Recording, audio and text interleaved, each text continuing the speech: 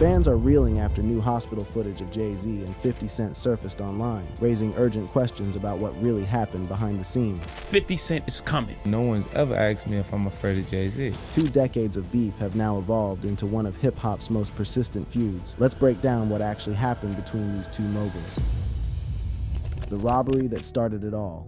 The year was 1999. 50 Cent was an underground rapper from Queens who had just survived being shot 9 times. He needed attention. He needed people to know his name. So he did what any hungry artist would do. He made a song threatening to rob every famous rapper in the industry. The track was called How to Rob. In it, 50 Cent went through a list of hip-hop's biggest names, explaining exactly how he would take their valuables. Jay-Z was among those targeted, with 50 rapping lines about taking his watch and chain. This was a calculated move. 50 Cent was unsigned. He had no platform. He had no major label backing, but he had something more valuable. He had nothing to lose. By putting every major rapper on notice, he forced them to acknowledge his existence. Whether they responded with anger or silence, people would be talking about 50 Cent. Jay-Z chose to respond. At the 1999 Hot 97 Summer Jam concert, Jay took the stage and freestyled over Biggie's beat from Who Shot Ya. The line he delivered would echo through the next 25 years of hip-hop history. I'm about $1. What the f*** is 50 Cent? But here's what makes this moment more interesting. Before the performance, Jay-Z spotted 50 Cent backstage. According to multiple accounts, Jay walked up to 50 and told him directly that a response was coming. He gave him a warning. He showed him respect before publicly dismissing him. I remember one time walking in the studio, Bleak Beans, everybody was in there, and I was like, man, I'm telling you, man, y'all got a chance right now, just flood it, put out a lot of music, because 50 Cent is coming. And, you know, 4 months later, in the club hit and it was over. And It was just like, okay, now everybody got to sit on the sidelines and wait this tidal wave out. Jay-Z knew what was coming. He warned his entire Rockefeller roster that 50 Cent was about to change the game. He told Beanie Siegel, Memphis Bleak, and everyone else to put out as much music as possible, because when 50 arrived, nobody else would be able to compete for attention. 4 months later, In Da Club dropped. And just like Jay predicted, the entire industry had to step aside. This exchange set the tone for everything that would follow. Jay-Z positioned himself as the established king, too wealthy and too powerful to be bothered by street-level provocations. 50 Cent positioned himself as the agitator, the underdog who would keep swinging until somebody fell. Neither position has changed in 25 years. The Hot 97 moment has been analyzed countless times. Most available footage consists of retrospective interviews rather than the original live performance. The clips show archival images while narrators describe what happened. Jay-Z freestyled his dismissal. 50 Cent watched from backstage. No punches were thrown, no security was needed. This was hip-hop beef in its purest form. Lyrical, competitive, and contained. The violence would come later in 50's career, but never between him and Jay-Z. 50 Cent's approach to the industry was built on confrontation. He went after Ja Rule, Murder Inc., and anyone else who crossed his path. But his relationship with Jay-Z was different. They circled each other for years, trading subliminal shots and public jabs, but they never went to war the way 50 did with his other enemies. Part of this was strategic. Jay-Z had too much to lose from a street-level beef. 50 Cent had too much respect for what Jay had built. They could trade barbs across magazine interviews and radio freestyles, but they both understood where the line was. That line would be tested repeatedly over the next 2 decades. The Album Wars and the Kanye Gambit.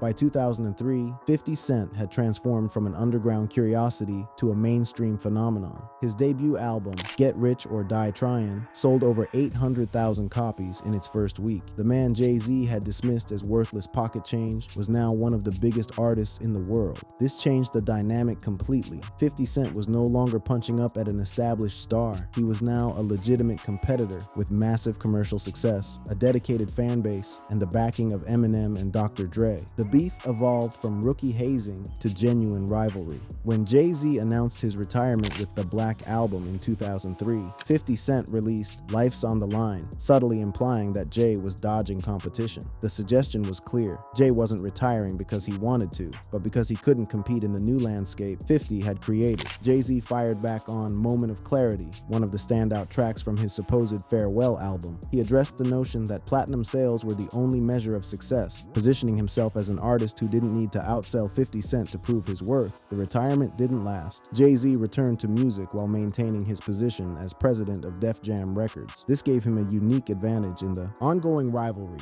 because he could compete with 50 Cent as an artist while also wielding executive power over the industry. This power would become central to the most dramatic chapter of their feud, the 2007 album Showdown. September 11, 2007. Two of the biggest albums of the year dropped on the same day. 50 Cent's Curtis went head-to-head with Kanye West's Graduation. 50 was so confident in his ability to outsell Kanye that he made a public bet. If Kanye won, 50 would retire from making solo music. The stakes were enormous. 50 Cent had never lost a commercial battle. His first two albums had dominated the charts. He believed he was unbeatable. Kanye's album sold 957,000 copies in its first week. 50 Cent's album sold 691,000. 50 Cent didn't retire, despite his promise. But the loss marked a turning point in his career. The unstoppable commercial force had been stopped, and 50 knew exactly who to blame. Jay-Z was president of Def Jam. Kanye West was signed to Def Jam. The label pushed Kanye's album with everything it had. In his 2020 book, Hustle Harder, Hustle Smarter, 50 praised Jay as an executive, but implied Jay used Kanye to beat him indirectly. This accusation became central to the 50's narrative about Jay-Z. He couldn't beat me himself, 50 argued, so he used his position to ensure someone else did. The businessman in Jay-Z had defeated the rapper in 50 Cent, not through bars, but through corporate maneuvering. Now, whether this interpretation is accurate remains debated. Kanye's album was genuinely exceptional, featuring songs that would define the late 2000s. The sampling of Daft Punk's Harder, Better, Faster, Stronger created an irresistible hit. Perhaps Kanye simply made the better album, but 50 Cent has never accepted this explanation. To him, the 2007 loss was engineered. Jay-Z used his power to orchestrate a defeat that traditional competition could never deliver. The resentment from this moment would fuel 2 more decades of antagonism. Okay then, so that's good advice. Now, Jay-Z. Yeah, you got him in trouble. See, you got him in trouble because Jay-Z came here and because you think it was on this show, we should put it out there. Yeah, you did, because he was saying nothing like that any other place. You know, do you know him to be aggressive or to start? He said something about me first on your show, Tim. 50 Cent described this moment during his interview with Tim Westwood. Jay-Z had sat in the same chair during a previous interview and declared that nobody was afraid of 50 Cent. It came from nowhere. It was unprompted. And to 50, it revealed something important about how Jay-Z really felt. Yeah, but really he should have been making it clear with you. Which he didn't. He didn't make it clear with you that he's not a punk. See, at that point, his safe presentation, he's not identifying with the transition and difference and the perception of Jay-Z. Now he's really safe, and people feel comfortable with him because they know he's not going to do anything inappropriate or try not to is inappropriate. Meanwhile, when he's saying he's not afraid of 50 Cent, why would you have to make that clear when no one's ever asked me if I'm afraid of Jay-Z? 50's analysis cut to the core of the image transformation Jay-Z had undergone. The Brooklyn street rapper had become a corporate executive, a husband to Beyonce, a billionaire businessman. His presentation was safe. His glasses signaled intelligence. His demeanor suggested someone who wanted no trouble. But in that unguarded moment on Westwood's show, something else emerged. The old Jay-Z, the one who came up battling on street corners, felt the need to assert that he wasn't afraid, and 50 Cent noticed. The stage crash and the spectacle of dominance.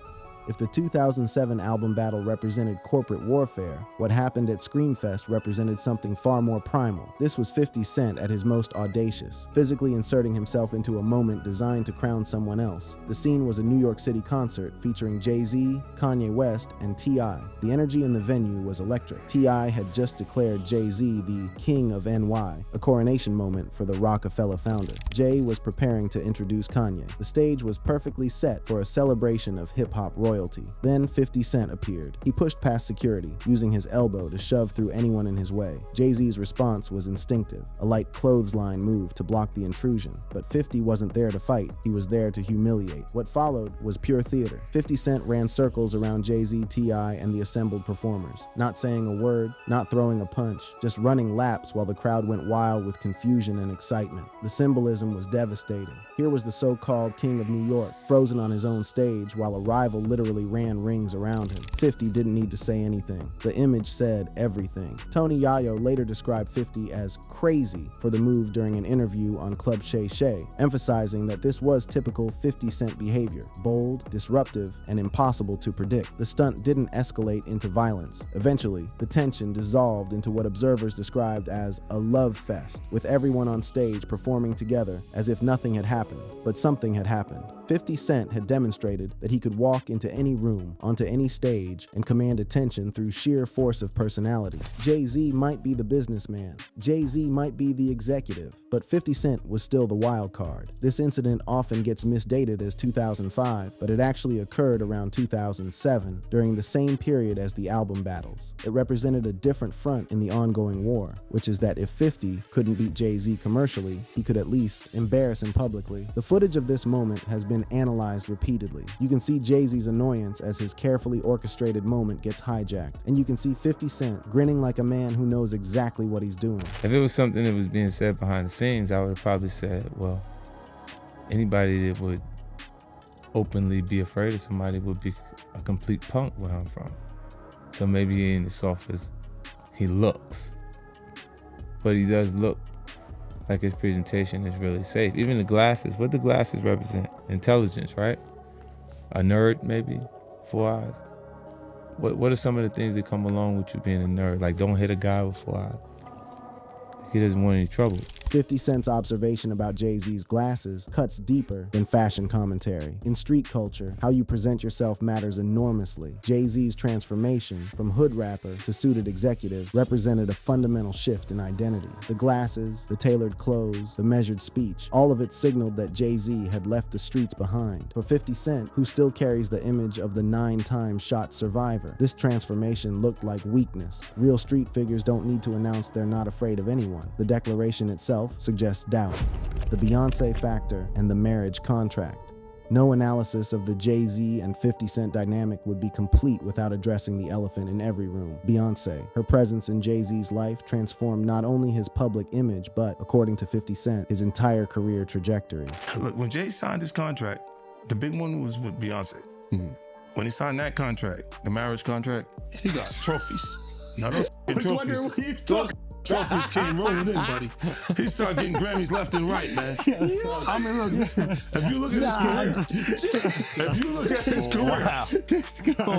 You're gonna let him say that? Jay was getting Grammys. He had one. Exactly. He had one. And he ain't show up. No, he has like 20 now. 50 Cent's argument is simple but provocative. Before Beyonce, Jay-Z had 1 Grammy for Hard Knock Life. After the marriage, the awards came flooding in. The implication is that Jay-Z's artistic recognition was less about his music and more about his proximity to pop's biggest female star. This theory has circulated in hip-hop circles for years. The Beyonce Effect supposedly transformed how the industry viewed Jay-Z. He was no longer just a rapper with street credibility. He was now part of a power couple, connected to the machinery of mainstream pop success. Grammy voters who might have overlooked hip-hop suddenly had reason to pay attention. Wait a minute. So you're saying the success is derived from the marriage? I've absolutely been treated differently. The accolades. Because he's no marriage. longer viewed as what, like a street or gangster rapper. Now he's viewed as a businessman, entrepreneur, family man. And the biggest ones, because of the position Beyonce's.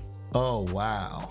Right? You were connected to the biggest. The transformation 50 Cent describes is real, even if his interpretation of it is debatable. Jay-Z did shift from street rapper to business mogul. He did become more palatable to mainstream audiences. He did accumulate awards at a rate far exceeding his pre-Beyonce era. Whether this reflects genuine artistic growth or strategic image management remains an open question. Jay-Z would likely argue that his later work represents maturation, while 50 Cent sees something more cynical, a calculated move to secure industry favor through association with the world's biggest female artist. I'll be honest, I mean, Tim, you're aware of international.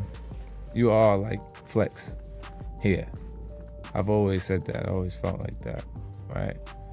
And there ain't never been no 50 Cent Jay-Z conversations, questioning whether there was a competition between the two of them.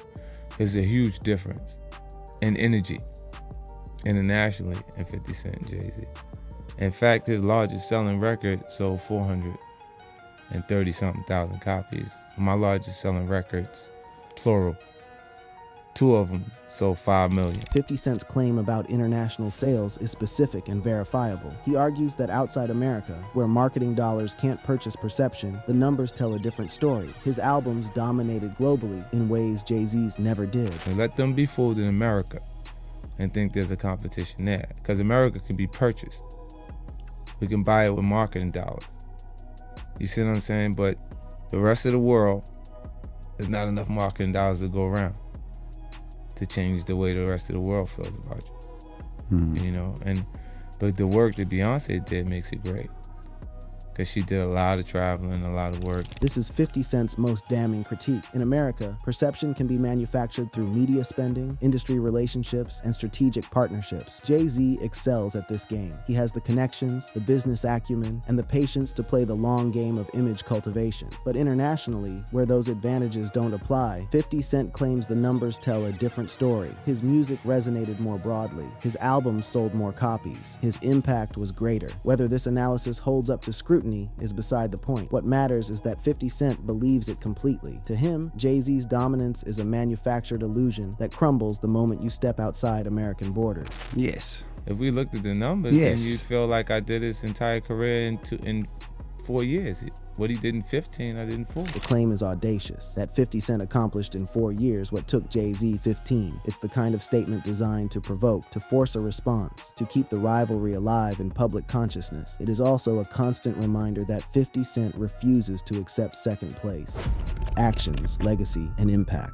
As of December 2025, Jay-Z has not issued a major public response to 50 Cent's ongoing trolling. His strategy remains silence. 50 continues posting, implying, and generating headlines. His strategy remains engagement. The question fans keep asking is, who won? And for that, there is no answer because they're not playing the same game. Jay-Z measures success by net worth, industry relationships, and cultural acceptance. 50 Cent measures success by authenticity, fearlessness, and willingness to speak what others won't. By Jay-Z's metrics, he won definitively. By 50 Cent's metrics, Jay sold out, and the trophies mean nothing. Some observers see 50's trolling as savvy marketing for his Netflix documentary, Sean Combs' The Reckoning. Every social media post generates attention. Every Jay-Z jab gets picked up by media outlets. The controversy keeps 50 Cent relevant while promoting his project. Others see genuine bitterness. Jay-Z achieved billionaire status. Jay-Z married Beyonce. Jay-Z earned Grammy after Grammy. Jay-Z built an empire that dwarfs what 50 Cent has accomplished. The trolling, in this interpretation, is what happens when an aging rival can't accept being surpassed. 50 Cent has also claimed that Jay-Z tried to block his appearance at the 2022 Super Bowl halftime performance alongside Eminem, Dr. Dre, and others. According to 50, Eminem had to threaten to pull out of the show entirely to ensure 50 was included. Roc Nation's relationship with the NFL gave Jay-Z the leverage to potentially exclude 50, and according to 50, he tried to use it. I'm scrolling, right? I see somebody screenshot your is Jay and the whole family at the Mufasa fair, and then the comment is 50 Cent. Jay said, they said I the 13-year-old. Let's go watch Mufasa. Everybody get dressed. We're going to see Mufasa right now. I just think it was a good look, like angling yourself as a family man. Yes. But they had to go to the premiere, that bro. was planned already. 50 Cent's commentary on Jay-Z's family appearances during legal controversies reveals his approach to the beef. He notices everything. He screenshots everything. He turns every public appearance into content for his ongoing campaign of mockery. The Mufasa premiere observation is telling. Jay-Z and his family attended a Disney movie premiere amid swirling allegations. Was it bad optics or a previously scheduled commitment? 50 Cent chose to interpret it as damage control, a desperate attempt to project family values while scandal lurked. I thought the smartest thing Jay said in the statement was, if you really believe this happened, then press criminal charges. He said, pull up. But I don't think that was. Tell me. Okay, look. Because of the statute of limitation, there is. There is no criminal. So it's a. So making a it's statement pump is fake. to make people feel like. But apparently, if she's under 18, didn't you say it still could be criminal? The legal analysis from 50 and his associates cuts through the public relations language. Jay-Z's statement challenging accusers to press criminal charges sounds strong, but if the statute of limitations has passed, it's an empty challenge. It's a statement designed to sound like confidence while knowing no criminal action is possible. But here's the interesting part. apart. Despite all the beef, both have expressed mutual respect in interviews over the years. 50 has called Jay-Z a music executive genius, while Jay-Z has acknowledged 50's resilience. They even performed together at Yankee Stadium in 2010 during Jay-Z and Eminem's Home and Home tour, signaling temporary truces in their ongoing Cold War. Business dealings have occasionally brought them together. In 2012, 50 partnered with Jay's Rock Nation for boxing promotions. They collaborated on ventures like 50's SMS audio headphones. When money was on the table, the beef could be set aside, but the underlying tension never disappeared. It evolved from diss tracks to corporate maneuvering to social media trolling. The platforms changed, the weapons changed. The fundamental dynamic, 50 Cent as the agitator, Jay-Z as the target, remained constant. This beef exemplifies hip-hop's competitive spirit, 50's street hustler bravado versus Jay's calculated empire building. It has influenced sales battles, stage antics, and social media trolling, inspiring later rivalries like Drake versus Kendrick Lamar. The question of who won depends entirely on how you measure victory. Jay-Z has more money, more awards, and more mainstream acceptance. 50 Cent has more street credibility, more willingness to speak uncomfortable truths, and more entertainment value in his attacks. Both have built empires. Both remain relevant decades after their peaks, and both continue to trade shots across platforms and generations. Right now, the beef continues. 50 Cent posts. Jay-Z stays silent. Fans debate who's winning. And somewhere in the archive of hip-hop history, that 1999 Summer Jam diss keeps echoing, "I'm about $1. What the f is 50 Cent?" The answer, it turns out, is complicated. So here's the real question. Do you think these resurfaced footage reveal a hidden truth fans were never meant to see, or are they another carefully controlled narrative? Let me know what you think in the comment section. For more videos like this, click on this next card on your screen.